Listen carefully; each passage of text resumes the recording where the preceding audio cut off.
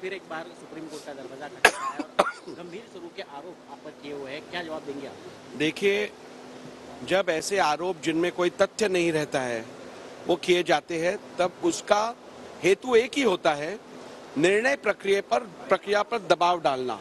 और मैं समझता हूं जो व्यक्ति भावी मुख्यमंत्री भावी नहीं भूतपूर्व मुख्यमंत्री रहा है, उसे तो मालूम होना चाहिए विधानसभा अध्यक्ष का कार्य क्या रहता है, उनकी जिम्मेदारियां क्या रहती है। विधानसभा अध्यक्ष मुख्यमंत्री दोनों विधिमंडल बोर्ड के सदस्य रहते हैं। कुछ महत्वपूर्ण निर्णय विधिमंडल के बारे में लेने होते हैं, तब दोनों में चर्चा अपेक्षित होती है। विधानसभा का अध्यक्ष होते हुए मैं अपने विधानसभा क्षेत्र का विधायक भी हूं। मेरी जिम्मेदारी वहां के प्रश्न सुलझाना भी है और साथ ही राज्य के अनेक विषयों पर विधिमंडल के विधानसभा के अध्यक्ष और कार्यकारी मंडल यानी एग्जीक्यूटिव के जो मुखिया होते हैं, मुख्यमंत्री, उनमें चर्चा होना स्वाभाविक है और जरूरी है।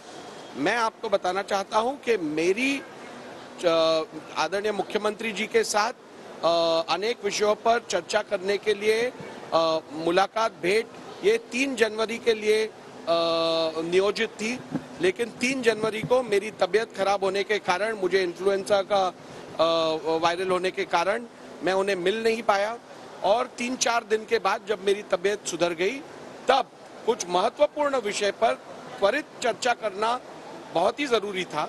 इसीलिए हमने उनसे मुलाकात की और उसमें हमारे कुलाबा विधानसभा के कफ्परेट कुलाबा कनेक्टर के विषय में चर्चा करना आवश्यक था। हमारा कंक्रीट के रोड्स जो है, जो भी यूडी के अंडर आते हैं, उस विषय में भी मुझे चर्चा करनी थी और विधिमंडल के बोर्ड के कॉन्ट्रैक्टेड एम्प्लॉइज को परमानेंट करने के विषय में और परमानेंट पोजीशंस भरने के विषय में एक महत्वपूर्ण निर्णय लेना था, जिसके बारे में भी उनसे चर्चा प्रलंबित थी और ऐसे कारणों की वजह से मुझे उन्हें मिलना पड़ा।